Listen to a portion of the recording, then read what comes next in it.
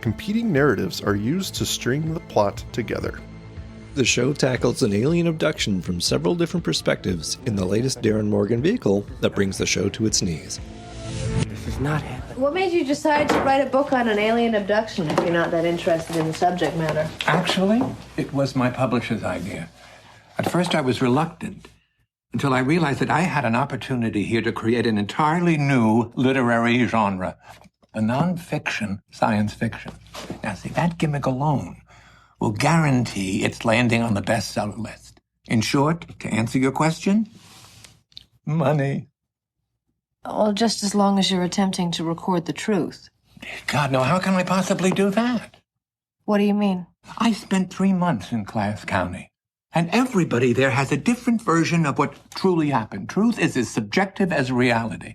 That will help explain why when people talk about their UFO experiences, they always start off with, well, now, I know how crazy this is going to sound, but... So you're here to get my version of the truth. Exactly. Hello, everybody, and welcome back to This Is Not Happening, another X-Files podcast with me, Andrew, and as always, my good friend, Mike. Mike, how are you today? What's happening, Andrew? I'm doing well. Oh, excellent. Are you excited? I am excited. It's always a pleasure to have a good, lighthearted episode to talk about. Well, there's nothing more lighthearted than this one, arguably. It's a Darin Morgan joint, directed by Rob Bowman, Jose Chung's From Outer Space. 20th episode of Season 3, the last one by Darin Morgan. Can you believe it? Last one. It's pretty sad. They made the unfortunate choice to ship him off to Millennium, to which he does good work. Mm-hmm. He does good work. I'm not saying he did a bad work there. I just wish he had stayed here because it definitely suits it better.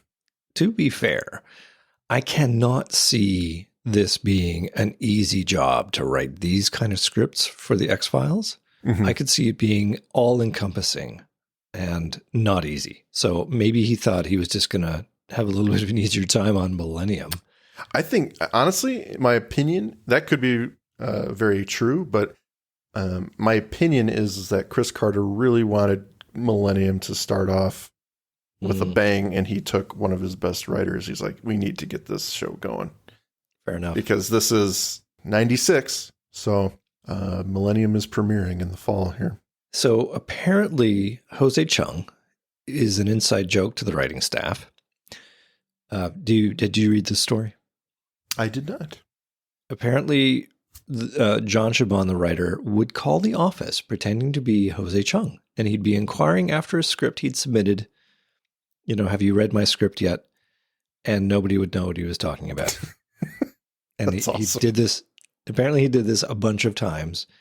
So this became a bit of a thing, and they thought, well, when we're writing this, we're going to use, I don't know, maybe Darin Morgan heard about it, and he's like, this guy's going to be called Jose Chung. That's awesome. So it's pretty good. Just as good as Mulder or David Duchovny calling Nicholas Lay, you killed my father. Yeah, exactly. For the rest of the show. Yeah.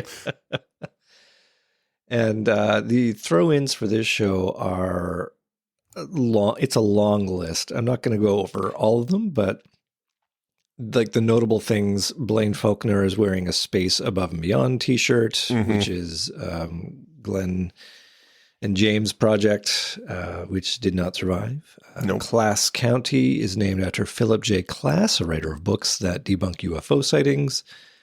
And yeah, there's just so much good stuff in there. And we're going to get into it. Maybe we don't need to delve too much so far. Other than when you saw this, what was your first impression? I think it's worth talking about first impressions with an episode like this.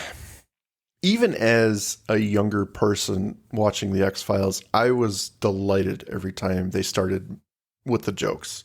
Because there's something about David Duchovny and Gillian Anderson acting in different ways that just, it's ridiculous. Everything comes off as, wow, that's not right. That's not what they should be doing. That's not how they should be acting. And it always got a laugh out of me. So when I saw this episode for the first time, it was like, This is amazing because it's like an old 50s sci-fi movie. How it starts out with the cherry picker spaceship. Yeah, and then that's such a good moment. Lord Kinboat. I was like, what is happening here? This is fantastic. So I was on board immediately. Well, that was exactly the same for me. It's in addition to being a mock of itself, it's not simple. Like, it's a really elegant script in the way it's constructed. I mean, they do it in terms of flashback and then coming back to Scully and Jose in the office, and they bring up some other bit of business, and then they go back, and it's the classic thing of getting somebody else's version of events, and then you take issue with it. Like, it's so just good. And the other thing I'll call out now is the 3 hypnotisms. That scene done 3 times, and it extends the story each time. I mean, this is not simple. It is really elegant, and that's why I think it probably was a labor of love to get this script done. He's thinking, this is my last kick at the can. I'm going to throw everything but the kitchen sink in here, and it pays. And so hard, in fact, that it's apparently the production staff were unsure how this was going to come together. Oh, yeah. They none of them didn't really want to make a lot of fun of the show. They're attached to it, and they just complied with the director's instructions and hoped it was going to come together in the end. So it could have come together in flames. It could have been another case of, God, was that episode we just talked about? We were like, why did they actually end up? It was the Jesus Dos Bichos, of course. Yeah. A case of they really could have just abandoned that show and it would have been fine. But that could have been the case here. They could have been like, this is not coming together. Too weird. I think, honestly, I think Darin Morgan, he earned some clout with Humbug and then Clyde Bruckman. And each time, actually, I take that back because I think Humbug is a little bit more ludicrous than Clyde Bruckman. Not that it's a ludicrous episode, but it's more humorous out there. And I think with Humbug, he showed that the X-Files could poke fun at itself. It could be funny. So that really opens the door for this episode. Yeah. And I think they had to have like, okay, well, Darin hasn't failed us yet, so we're going to get on board with this. And the script is fantastic, so let's just run with it. And just thinking back to our interview with Larry about how he was called in and asked to censor himself during his audition, he's like, all right. So why? I mean, obviously they wanted to make him a bit edgy, but it's like, why play it like that? Why does the guy have to be like that? That's got to be quite the interesting audition. So, absolutely. All right. Well, enough nattering on. Let's talk about this because this is going to be a 4-hour long episode, people. I mean, we're gonna delve. Up. So buckle up. We open with a shot of space filled with stars, apparently completely CGI.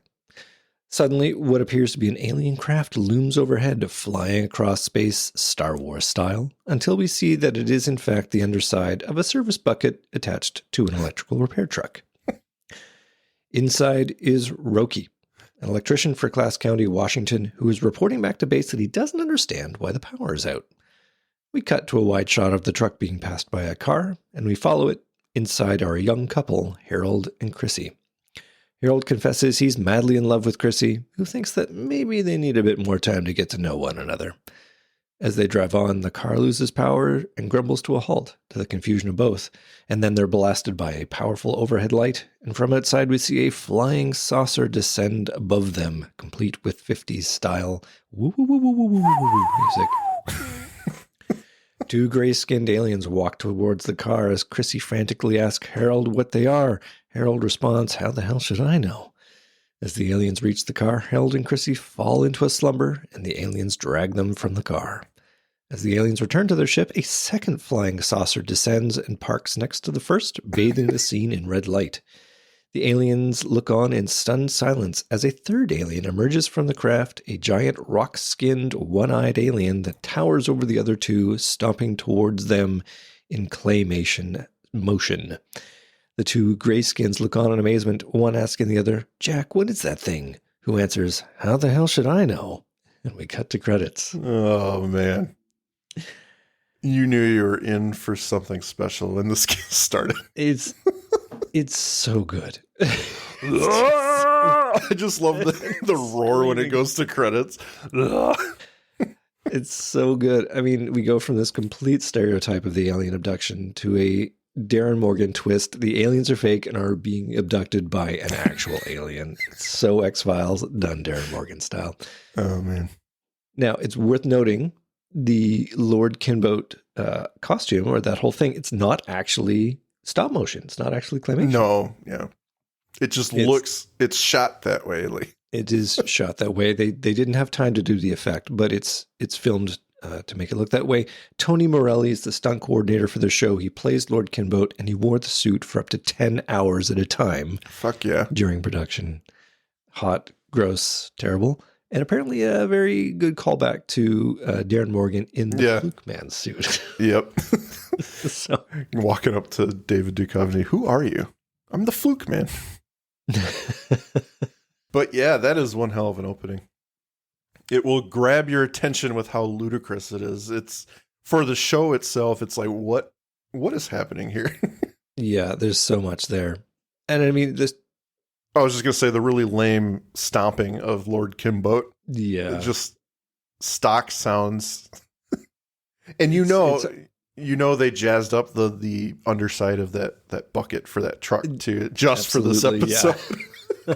No truck looks like that. Yeah. No. It's so good. It's so jam-packed from this point, and it's not going to stop. So let's keep rolling. Let's keep going. After the opener, we fade into Mulder's office, where an older man, this is Charles Nelson Riley playing the role, obviously, of Jose Chung. He is talking with Scully. Jose Chung is writing a book on alien abductions, and while Mulder won't meet with Chung, Scully is a fan of his work, so she's going to walk him through the events which took place in Class County, about which Chung will be writing. The majority of this episode is told in flashback from Scully's perspective, so keep that in mind as we go along. Mm-hmm. Scully begins the recap. The FBI wasn't initially involved, but she gives us some detail on Chrissy. She awoke the next day in her car with no memory of the previous evening's events, her clothes on backwards or inside out. Apparently this is a trope for alien abduction. She was a victim of what Mulder calls missing time, but Scully leans into the idea that this was in fact just a date rape. We have a scene later with Chrissy. After waking in a fright to what she perceives as an alien at the foot of her bed, it's in fact a stuffed animal, and having a bit of a nosebleed, she hears tapping at her window, rocks being thrown by Harold. He wants to know if she's okay, but she's furious, thinking he's responsible for what happened to her. Yep. Harold's picked up by the police, and we must cut to him being interrogated by Detective Manners and another cop. I'm sorry. I'm just imagining the interrogation with Mulder. Harold insists they were abducted by aliens, something that Manners doesn't believe for 1 second. You're abducted by your raging hormones. Harold takes several lie detector tests, passing every time, and he sticks to his story until he's eventually visited by Mulder, where he seems worn down by the disdain of the police, and he relents that he supposes he must have raped Chrissy. But now Mulder doesn't believe his story. I think it's great. Mulder's always on the outside, yep.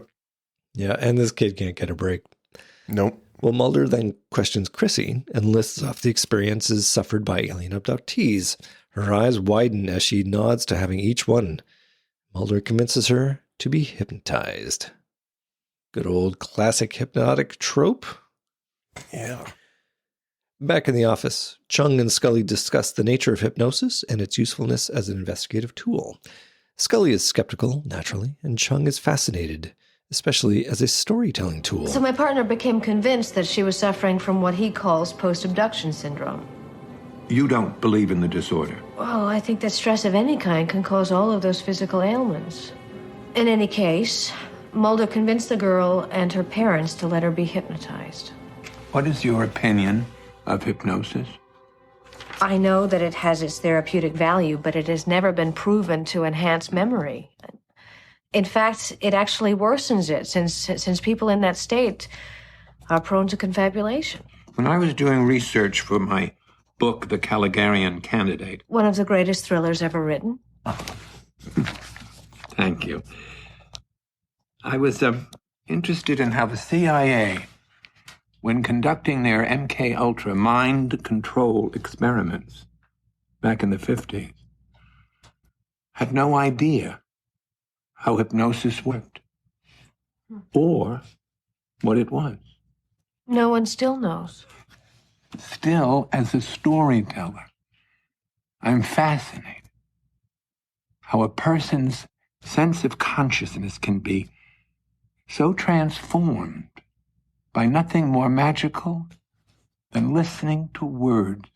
Which is, of course, an analogy to how storytelling can transport an audience through the mere power of words. Very apt. Look at you, Darin Morgan. Yeah.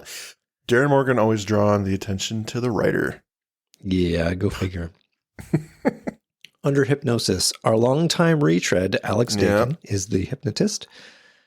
His name is Dr. Fingers. I love it. He puts Chrissy into a relaxed state of hypnosis. He asks Chrissy where she is. The initial setup of the scene... Okay, Mike, this is important. Yes. It has Chrissy lying down before the hypnotist. Chrissy lying down before the hypnotist, with Mulder and Manners standing behind, Scully leaning against a wall stage right, and Chrissy's parents seated on the other side. When Chrissy looks on again in her hypnotic state, she now sees 6 aliens standing, leaning and sitting in the same positions as our protagonists. She relates she's on a spaceship surrounded by aliens, and Harold is also there on another table, but he's out of it. The aliens are arguing. They're talking, but she can't understand what they're saying. Now, I got to say, I love the visual setup and the change. It's so simple, but again, super effective. It gets everything across. You know exactly what's happening. She's being transported and she's seeing what is in the room with her as well. So it's a really cool way to show what she went through. And yeah, I just like that. I like that the one alien who takes the place of Larry is holding some sort of glowing cup. It's not instead of coffee. Orange Crush, in his glass. It's so good. What I really like about this scene is the visuals of the alien peering into her, and the screen kind of does that wobbly thing, and you've got that one spotlight peering through. It's so good. Very 50s sci-fi with the warping screen. Like, that's such a low-tech video effect, and it really works here. Yeah. Well, Chrissy can understand the lead alien. In her head, he's saying that what they're doing to her is for the good of her planet. But to the strains of Snow's creepy music, Chrissy thinks they're stealing her memories. After Chrissy is let out, Mulder and Scully argue about the nature of this event. Mulder believes this is a textbook abduction, and that is precisely Scully's problem with it, that the lore is so well documented, it could be used to concoct the exact scenario she describes.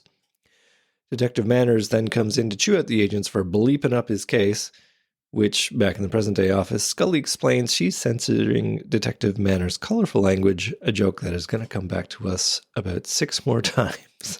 I like the fact that that's what's happening. She's censoring the story, so he's just saying the words. Yeah. Abduction lore has become so prevalent in our society that you can ask someone to imagine what it would be like to be abducted, and they'd concoct an identical scenario. Yeah, if it were only one person, Scully, but we have 2 individuals here, each verifying the other story. Well, thanks a lot. You really bleeped up this case. Well, of course, he didn't actually say bleeped. He said... I'm familiar with Detective Manners' colorful phraseology. You still gonna hold the boy? Oh, you bet your blankety blank bleep I am. Yeah, but the victim seems to confirm his alibi. The hell she did. Those kids' stories couldn't be more bleeping different. After the commercial, we get to see Harold's experience. He awakens in a metal cell, sparks flying, the walls electrified. There are screams in the distance, and Harold sees Chrissy in his cell, still unconscious. Nearby, Harold sees one of the gray aliens in another cell. We cut back to Harold in the present day being interviewed by Mulder and Scully. Mulder asks how the alien responded, to which Harold shows us the alien raises a cigarette to his mouth and takes a drag. It's good. What a great moment. What is happening in this episode? I love how he's talking about how he wants to protect her and he'll do anything to save her. And then the moment the door opens, he cowers in the corner and she is just swiped out of there. Well, Mulder asks what the other gray alien, Ray, was doing. We see that the other gray alien is holding his head, rocking back and forth, muttering, "This is not happening," over and over again. Mike, it's our title. This is not happening. Man, we should raise our glasses. Cheers. As Harold tells him to shut up, the hatch opens up again, and Harold is plucked out of his cell. Ray continues to mutter, "This is not happening." Harold doesn't know exactly what happened next. He was tortured by the lead alien, and then he was outside the craft and flying. And then he ran to Chrissy's to see if she was okay. After enduring more than she can choose to sit through, Scully confronts Harold. Did he and Chrissy engage in consensual sex? A sheepish Harold admits they did, and if her father finds out, Harold is a dead man. Another line that's going to come back. I wonder if that's a Darin Morgan trademark to do the callbacks to lines. Mm-hmm. It's absolutely. very good. He's very good at that. What I want to say is I actually really enjoy Scully's little outburst here because she's brilliant. She's had enough of this alien abduction thing, and she does have a convincing argument where these things are so well documented that I could come up with this if I was in this situation or if I felt like I wanted to. So she does have a good point. So she just kind of out with it. Did you guys have sex? Yeah, let's go for some other potential reasons here because we are driving well into this territory for no good reason. Yep.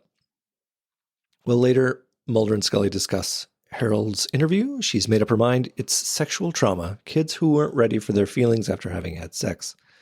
Mulder's not convinced, but then Manners bursts in to tell them that there was an eyewitness to the abduction and wonders if the agents would like to go talk to this blank hole. Blank hole is one of my favorites. Yeah, so good. We now meet Roki Krikensen. Roki. What is this name? No, it's Rocky. No, it's Roki. There's no C in it. It's Rocky, though. Well, it's Rocky, but even Lord Kinboat calls him Roki. Well, maybe it is Roki. I thought it was Rocky. I thought it was just a weird alien accent thing, but I know, it was but Rocky. I think it's legitimately Roki. Oh. Audience, you can tell us who's right. Yeah, please tell us. I thought it was Rocky, but we now meet Roki, whoever you want to call him. He's sitting at an artist's desk in his garage, papers in front of him. He's stoic as he bravely says that despite it being crazy, he has to relate the story. I know how crazy this is going to sound. After seeing what he did, he came home and wrote for 48 hours straight. Before handing it to the agents, he warns them that to read it may be to put their lives in danger because the weirdest thing happened last night. I gotta say, 16 minutes into this episode, and so much has happened. God bless Darin Morgan. And it's about to get even crazier. The camera spins to show us the same room, only last night. Roki is writing at his desk when the garage door opens and a black 1959 Cadillac Series 62 burns into the room. For those who have not seen the episode, I don't know why you're listening to us, but if you didn't, this is the Batmobile, basically. Yeah. It roars into the room and stops with impossible precision. The window slides down, and at the wheel is a man in black who looks suspiciously like Jesse the Body Ventura, professional wrestler from the 90s. No other object has been misidentified as a flying saucer more often than the planet Venus. Even the former leader of your United States of America, James Earl Carter Jr., thought he saw a UFO once. But it's been proven he only saw the planet Venus. I'm a Republican. Venus was at its peak brilliance last night. You probably thought you saw something up in the sky other than Venus. But I assure you, it was Venus. I know what I saw. Your scientists have yet to discover how neural networks create self-consciousness, let alone how the human brain processes two-dimensional retinal images into the three-dimensional phenomenon known as perception. Yet you somehow brazenly declare seeing is believing? Mr. Krikensen, your scientific illiteracy makes me shudder.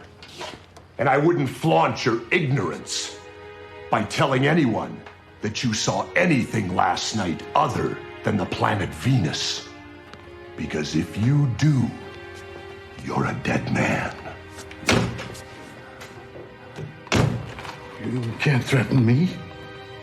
I just did. Roki, you can't threaten me. I just did. I'm a Republican. Yeah, that's the other bit. That's so good in there. It's like this matters in no way. It's just because he mentioned Jimmy Carter. But I'm Republican. I'm a Republican. Roki then passes the document to Mulder and goes to leave. He's leaving, and if they have any further questions, they won't find him. We then have Mulder reading the document, a screenplay of Roki's experience, and we get a continuation of the flashback where Harold, Chrissy, Ralph, and Jack are abducted by Lord Kinboat. As Roki pulls up in the electrical truck, he sees Kinboat threatening the gray-skinned aliens. Kinboat sees him and confronts Rocky. He tells Rocky that his efforts are needed to save all Earthlings. Rocky is taken by Kinboat into the molten core of the Earth. Back in present day, Chung and Scully talk about Rocky's script, how it includes the inner core reincarnated soul sex orgy, which is just a bunch of words that it's really hard to get through. And I'm impressed with Nelson for doing that. Scully charitably calls it peculiar, while Chung dismisses it completely. However, despite its weirdness, Mulder still clings to it as evidence which supports Harold's story, enough to have Chrissy re-hypnotized to see if what she remembers is actually what she remembers. That poor girl. I think Mulder's off his rocker on this one. I gotta side with Scully. I can see the logic for it, which is, again, why this episode works, is because, again, you know me. I will tug at the threads of things until they come loose. Nothing on this has come loose yet. I mean, it's wacky. You know, you don't take it as seriously, but it's still solid. And it's told in flashback, so the unreliable narrator business, like, he's covered his bases so well. Yeah. We're back in the hypnotism session. Everyone is standing in exactly the same positions as Dr. Fingers conducts the same procedure. Chrissy confirms the boy's story, but then extends it a bit. Now she's in a room with Air Force officers and men in suits. And again, all these people occupy the same positions as Dr. Fingers, Mulder, Scully, Manners, and the mom and pop. Yeah. They argue about the third alien. Was it a Russian? And then the man in the suit comes over to tell them to rinse her out and give her the usual abduction rigmarole. Our new hypnotist leans in and without speaking is telling her what he's doing is for the good of her country. And he steals her memories. Ooh. Oh boy. What another amazing scene. So another layer is peeled away, and it's the military that's doing this. Uh-oh. Yes. I mean, we're going back to the same setup 3 times, but telling it differently, slightly differently, and extending it. This is exceptionally good storytelling. And Mike, point of discussion for you? Yes, please. The guy in the suit who comes over to say rinse her out, what if they had chosen to put in the cigarette smoking man in that little bit? Would that not have just been the most perfectest thing ever? That would be kind of cool. Yeah, they could have included Deep Throat and Mr. X all in that little flashback scene of them just standing there. Yeah, that would have been awesome. Well, I guess Deep Throat's already dead. Yeah, Deep Throat's already dead. Okay, well, at least the CSM could have been there. Would have been perfect. Well, after the hypnosis, Muldy, as we know, Muldy and Scully. Yep. After the hypnosis, Mulder and Scully again disagree on the value that they have gotten out of it. Scully thinks Chrissy was led, and more confabulation in the second story than the first. Mulder doesn't think that this case is about aliens anymore, when Detective Manners bursts in and reports that some crazy blankety-blank claims he found a real, live, dead alien body. Oh, boy. I just want to reiterate that line, a real, live, dead alien body. Dead. Yeah. Well, we cut to commercial, and we return to meet Blaine Faulkner, played by Alan Zinnick. Mike, it is worth noting that after a few more roles on TV, Alan completely disappears from further TV productions. He does. But he moves into theater. He actually went to Millennium in a recurring role. He has a recurring role in Millennium, but then he disappears. Yeah, he doesn't do anything in the 2000s and such. He goes into theater. He's a consistent Shakespeare in the Park guy out in in BC, but he played in the Globe Theatre in 2016 in Romeo and Juliet. That's a big deal. Awesome. So this guy. So he's found the courage to keep trucking. Absolutely. Well, I mean, he's kind of, do Canadian actors ever really make it? But like, it's no small stuff. It's pretty cool. A unique character, to be sure. That was really more playing different. off the line. You can't play Dungeons and Dragons for so long without learning a little something about courage. We're not even there yet. My God, man. I know. Whatever. Yes, that is the best line of the show. So we meet him in his childhood bedroom. The walls adorned with sci-fi posters and newspaper clippings about the paranormal. He has got a lot in common with Mulder. He begins by saying, I know how crazy this is going to sound, but... And then tells Jose Chung, who is doing the interview, that he wants to be abducted by aliens because he hates this town and he doesn't want to worry about getting a job. He relates his story. He was wandering in the woods that night looking for aliens when he tripped over a dead one. He knew he should have filmed it right then and there instead of notifying the proper authorities. We have a scene of police vehicles arriving, their red and blue lights filling the woods as a line of officers approach him. And he describes how there were 2 men in black among them. Mulder with his blank and featureless expression, and the one disguised as a woman with her 2 red hair. When Mulder sees the dead body, he whoops with delight, while Manners agrees that that's a bleeping dead alien if he ever bleeping saw one. Scully tells him to wrap it up and then threatens Faulkner. You never saw this. This didn't happen. You tell anyone, you're a dead man. He said I said what? When I interviewed him, he claimed you threatened him. That's ridiculous. And besides, we allowed him to view the autopsy.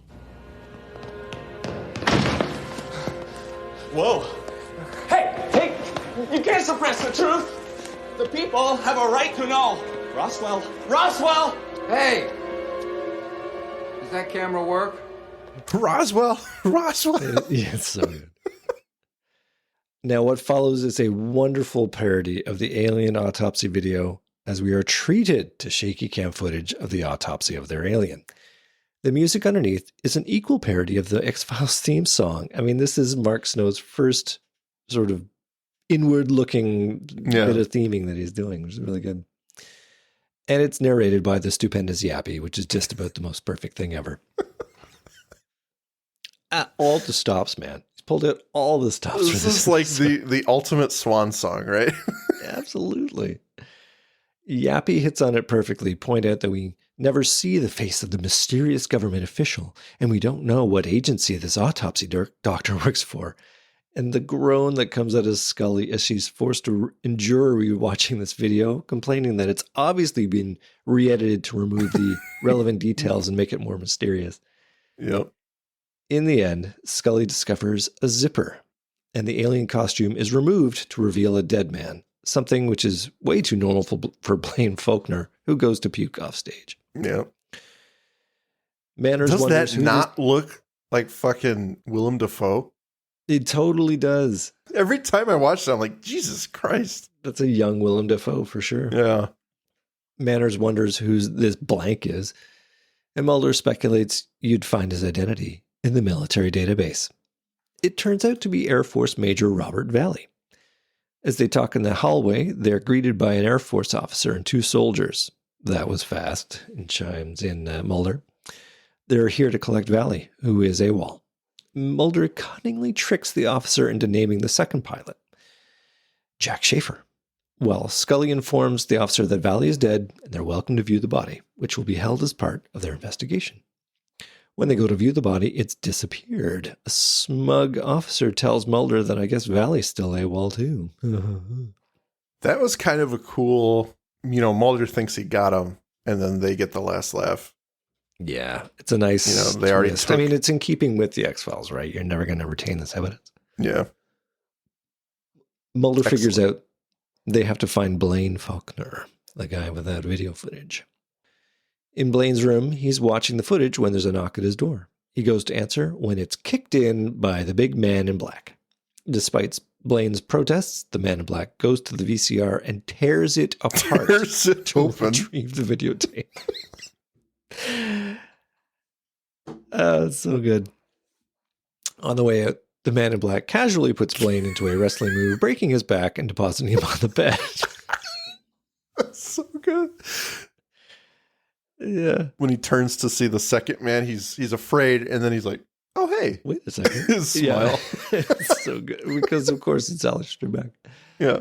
But they keep that one so close to the chest. It's like, who is this guy? It's so good. Well, Blaine then continues his story to Jose Chung. He was unconscious for a while and only came to because Mulder slaps him repeatedly looking for the tape. I was unconscious for I don't know how long. And the only reason I came to was... Where's the tape? He took it. Who? The other men in black. If I find out you lied to me, you're a dead man. The scene ends with Chung asking Blaine if he's nervous telling the truth with all these threats, to which Blaine responds heroically. He didn't spend all those years playing Dungeons and Dragons without learning a little something about courage. Oh, what a sweetheart. Oh, man, it's so good. Well, I have to ask you, Andrew, is that how you feel? Is that how you feel after some Dungeons and Dragons playing Dungeons and Dragons a couple of times, a couple dozen years? Yeah, it's it really does put you in the moment where you've got to make some tough ethical choices and really put your own virtual life on the line to go and do the right thing. Yeah, absolutely. Yeah. Well, then this episode is completely valid. Oh, it's in that viewpoint. Yeah. Nothing but the truth. Scully relates that Mulder was driving back to the hotel after being unable to recover the tape when he encounters Lieutenant Jack Schaefer walking naked along the road. Squealing and circling to a halt, Jack leans into the car and pulls Mulder by the collar, repeating over and over again, "This is not happening." Cut to commercial. What a twist, huh? Quite one twist after another, man. Yeah. We're next at the Ovaltine Cafe, which, Mike, you can still visit at 251 East Hastings Street in downtown Vancouver, where a grilled cheese sandwich with hand-cut fries or side salad will run you only $8.99. I'm going to go there and sit on the same stools. I think you should. Inside, the neon pink and green sign spookily illuminates the long counter where we see the proprietor wiping down in an almost empty cafe. Almost empty, because the camera tracks back to show Schaefer and Mulder, while Mulder nurses a coffee and Schaefer plays with his plate of mashed potatoes in full Close Encounters style. Yeah. He goes on to essentially confess completely to his role in the Air Force's scheme, leverage the public's fascination with alien abduction to serve your own ends. Mulder asks about the third alien, which sets Schaefer off. He's absolutely convinced he, his co-pilot, and those two kids were abducted by this third alien, which means he can no longer be sure of anything. The Air Force officer and the two soldiers arrive to take Schaefer away. Before he's dragged off, Mulder asks what the third alien was, to which Schaefer can only say, "Who? Lord Kinboat?" Leaving Mulder completely stumped. It's just so casual, like, "Oh, who? Lord Kinboat?" Oh, you mean Lord Kinboat? Yeah. Yeah, that's what I'm talking about. He's a good guy. Oh my God, the circle back is awesome. Because, Mike, you have to go full circle to truth. How dare you destroy this episode with that line? Cut. Back in Mulder's office, Chung relates his own experiences in the diner, having dined there often and making friends with the cook. The cook relates that Mulder came into the diner one night, ate piece after piece of sweet potato pie while asking questions about alien abduction. He then paid and left. And Mike, this is perhaps one of my favorite scenes in the show. Yeah. Where we have Mulder breaking the fourth working with wall. an extra who's got no lines. And this guy probably is the owner of the Ovaltine Cafe. He probably was, yeah. He's just got this look about him with this permanent frown. I love this guy. It's so good. He just shakes his head. Yep.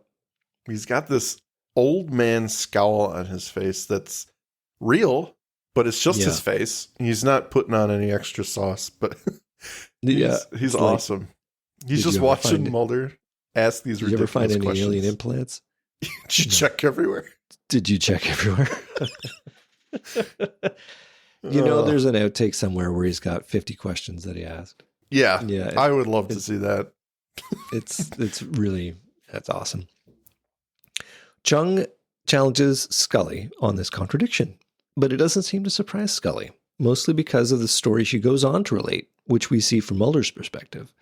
Returning to the hotel room, Mulder finds the door open, and he enters to find the men in black going through their room. Holding them at gunpoint, he barks at them to tell them where Scully is. Jesse Ventura replies dubiously that she's gone to get ice. Mulder doesn't believe it until Scully returns with an ice bucket and tells him that these men have something important to tell Mulder. This is the setup for the season 4 and 5, essentially calling out the government conspiracy as truth can turn you into the boy who cried wolf. Right.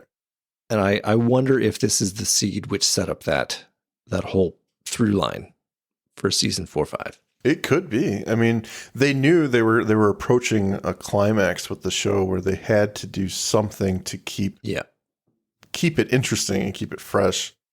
Yeah, so that could very well be like the catalyst for that storyline.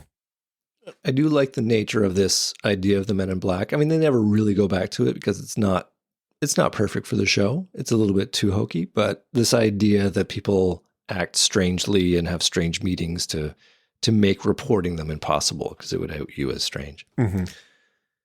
Well, the second man in black comes over, puts his hand on Mulder's shoulder, and tells him he's feeling very sleepy, very relaxed. And it is, of course, Alex Trebek, which sends Chung into a fit, and Scully relents that Mulder didn't say it was Alex Trebek, but that it looked incredibly like him. But Scully cannot corroborate this story as she has no memory of the evening. They awake to a phone call. She's surprised to find Mulder is there in her hotel room. I think, was Mulder's hand in the ice bucket? No, he purposely puts it in there to check to see if the ice was there. Was there, yeah. To make sure he wasn't dreaming or something. Nice callback to it. Yep. So the call is from Detective Manor. The call is from Detective Manners. He has just found their bleeping UFO. We then go to the crash site with soldiers removing the bodies. Manners explains the Air Force refused their assistance because it was a top-secret experimental plane, but Mulder believes they didn't want assistance. They just wanted witnesses to their alibi. Oof, what a good line. As the soldiers leave, they see them carrying two bodies in body bags, Jack Schaefer and Robert Valley. A shocked Detective Manners realizes that this was the body that they conducted the autopsy on and ends with a final bleep. Bleep. Yeah. Oh, boy. Good moment, though, eh? Yeah. I mean, they're all good moments. You see the cleanup in action, and the story has been concocted. Yep.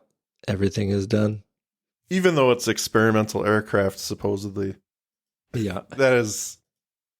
I want to believe it's purposely bad, but that crash site does not look good at all. Like, it just looks very... like a set department put it together for a show. Yeah. It does have an element of chintzy. Like it was obviously put together. Yeah. Yeah, which works. Yeah, it still works. Well, back in the office, Chung finishes his notes, and Scully agrees that it doesn't have the sense of closure that Chung probably wants, but it has more than some of their other cases. And Mike, fun fact, the notebook that Chung is writing in apparently has nothing but scribbles. Oh, I believe that completely. Yeah. And speaking of Jose Chung, he comes back in Millennium. Yes, he I didn't does. watch that far into it. It's one on my list to see, but I didn't realize he was a recurrent. Well, I guess Darin Morgan. He gets his episode. Okay. I won't spoil it for you on what happens, but yeah. I think why I was so resistant, just to touch on it now because we're talking about it. Darin Morgan and Millennium, he does do a good job and he writes good episodes, but it is very jarring to watch his episodes in contrast to how dark that show is. Maybe I need to watch them again to kind of maybe soften to them a little bit. But when his episodes come in, it is so 180 of what the show is that it just feels off. Interesting. I just don't think they fit very well. Right. So that does follow. From what I remember, I mean, I saw 1 or 2 seasons of it. I mean, it is kind of slow, which is probably why it didn't really gel. As much as I love Lance Henriksen, it's like, let's get moving here, folks. I mean, right. Are you really timing it so that we're going to get to the end of 1999? And then I think they could have benefited from shorter seasons. Yeah, could be. Well, for our epilogue, we're at Chung's apartment, Chung typing away on his manuscript, when he hears men outside his door, their long, distended shadows looming menacingly. He grabs a gun to confront them, hurling open the door to reveal Mulder and a janitor. A confused Chung invites Mulder inside. Mulder wants Chung to abandon the book. It'll only serve to discredit the field of science in which Mulder operates. And Mulder's also discovered that the funding for the book has come from the, quote, military-industrial entertainment complex, unquote. Of course it does. Which I don't think is a thing, but I like it. It's fantastic. Which makes him suspect a covert agenda. Chung refuses. This book is coming out, but asks if Mulder will explain what he thinks happened that night, to which Mulder only responds, "How the hell should I know?" Again, completing that circle. So good. So good. We end the episode with the epilogue of Chung's book, wrapping up the loose ends of the events of the story. Blaine Faulkner has taken over Roki Krikensen's job as a linesman. Roki Krikensen leads a new age group in California where he describes his descent into the middle of the earth. Scully is reading from Chung's book, From Outer Space, as he describes her noble spirit and purity of heart, but remaining a federal employee. And Mulder is lying in bed watching TV, we assume pornography, as Chung describes him as a man whose quest into the unknown has so warped his psyche he perceives no pleasure in life. We see that he's watching, in fact, the shaky cam footage of Bigfoot. Yeah. Chrissy is seen in her room working on social issues, where there's another rock on her window. It's Harold, who's come to tell her he still loves her. Love, she says, is that all you men think about? Harold tears up and leaves as Chung completes his monologue. For those who don't care about extraterrestrials, it's hard enough to find meaning in other human beings, and lucky are those who find it, for in our own separate ways on this planet, we are all alone. Oof. And then we end with a very touching little 3-note from Mark Snow. Again, he's having fun with his own theme music. Yeah. A little lighter. What a show. I don't think we need to do final thoughts in the sense that if we're just going to fillet this thing a little bit more, I don't know if it's necessary, but... Well, they pulled out the kitchen sink for the episode. I don't see why we shouldn't just pull out the kitchen sink for this one. That's fair. That's fair. Unless you didn't write anything, and this is your way of getting out of it. I don't need to write anything for this. I have seen it so many times and I love it so much, but... I mean, what can you say, Andrew, about this episode that we've just discussed in length and enjoyed thoroughly? This episode is just one of those things where the separate narratives is always exciting to me. It's always interesting. And this one does it level 11. It does it so well. And he brings these characters together in a way that's so off kilter for the X-Files that you're like, okay, I just need to know, even if you're not completely down with what's happening initially, you're like, okay, I need to finish this episode to see where this is going. That's how kooky this episode is. So yeah, it's got a lot going for it. And then you got all the guest appearances of Jesse the Body and Alex Trebek, and that elevates it to a new level. And then he just back breaks poor Blaine Faulkner. It's one of my favorite scenes. It's so ridiculous, and that's why it's so good. And it's like, you know, that when they're casting Jesse the Body Ventura, it's like, we have to get him to do something. We have to have him do a wrestling move. You know, it's just so obvious. And how many actors could say, I had my back broken by Jesse the Body for the X-Files? What kind of a line is that? It's so over the top. Yeah. There's not much else to say about this episode. It's fantastic. I love it. Darin Morgan's swan song. It's not my particular favorite episode. We all know that's Clyde, but This one is so good and incredibly funny and witty. It's just something that you have to see to believe actually happened. Well, for my final thoughts, I will say that this is an amazing and poignant, a marvelous mess, a Darin Morgan masterpiece. And I can only imagine that everyone from the production team down to Fox executives to the actor and crew were probably nervous about this episode, as there is just so much going on. They could only have thought this was going to be a disaster, but its chaos is its strength. Underlying the chaos felt by the agents and those involved in the events themselves as they try to get to the truth of what actually happened. It's sewn together masterfully, presenting a simple story in flashback, giving us something both old and something new at the same time. One of the best episodes of the season, if not the series, is where I'm going to land on this one. Oh, yeah. Shall we talk about some listener comments, of which there were a surprising number, including comments from our man, Larry. Larry joined us for the purpose of talking about how great he was, or we were, or something. I don't know. Just generally was a pleasure having him on board. What a good man. Shall I start with? Yeah, you go ahead and start, sir. Okay. I'm getting to it. So Emily Messenger says, Hosey Chung, where does one even begin? ? This is my favorite Lermondo performance, followed very closely by Chinga, and just has so many iconic moments. Hats off once again to the incomparable Darin Morgan. The first time I saw it, at the ripe old age of 11, I didn't appreciate it, but now it's a top 20 for me.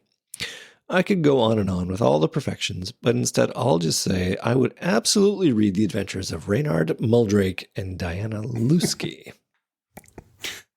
Aaron Haycraft says, Hosey Chung's is one of my wife's and mine's favorite episodes to rewatch. It's just full on fun. We still mimic the yelp Mulder makes. And you know Scully threatening the guy was doing it for someone out there. Yeah. That's true. The way she whips that flashlight up, very smooth, very hot. Very good stuff. Yep. Well, our man, Larry, just saw you discuss Hosey Chung. Of course, I'm observing from a slightly biased POV, but I loved working on it. Perhaps not everyone's cup of tea. Really? However, at the time of broadcast, April 96, it was a big hit. Sure was. And ladies and gentlemen, Lermondo is Detective Manners, Larry Musser. Indeed. So, yeah. I mean, there's not much else to say. So it's just a fantastic episode.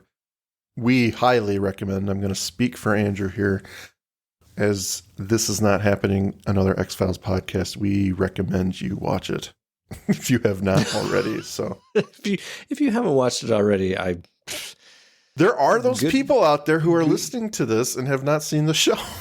Good on you. I mean, I would love to hear more about the process of doing that. Are you getting the courage up to watch the show, or I want to listen to a podcast every 2 weeks about the show. To random podcasts. I'm assuming there's something good in it. Well, listen, as is usual the case for these amazing episodes, it's actually a short one because we just love the heck out of it, and we don't have anything to really discuss because it's otherwise just a case of us going on and on about how great it is. I think we've done that. I think we've done it very well. Yep. And I don't think there's much else to say. So, Mike, I'm going to give you the last word. Words. I'm just going to say goodbye and thank you for listening. That's it? That's all you're going to say? That's all I got. Give you an opportunity and that's all you're going to run with? I know how crazy this is going to sound, but I don't think we should go out on anything else. All right. That was better. Good night, everybody. Thank you for listening to today's episode. If you liked what you heard, please rate and review on your podcast app of choice. Andrew and I would be eternally grateful to you fine people for helping us expand and get the word out. Also, we've got a killer group on Facebook. Feel free to join in on the discussion at facebook.com/groups/thisisnothappeningpod and become an official member of the syndicate. We do polls and we have questions for every episode to give you guys the opportunity to chime in and possibly let your voice be heard on our recordings. And please join us on our new Twitter at TINHXFilesPod, no dash, to stay up to date on everything, moment to moment. Thank you, and remember, don't stop swimming.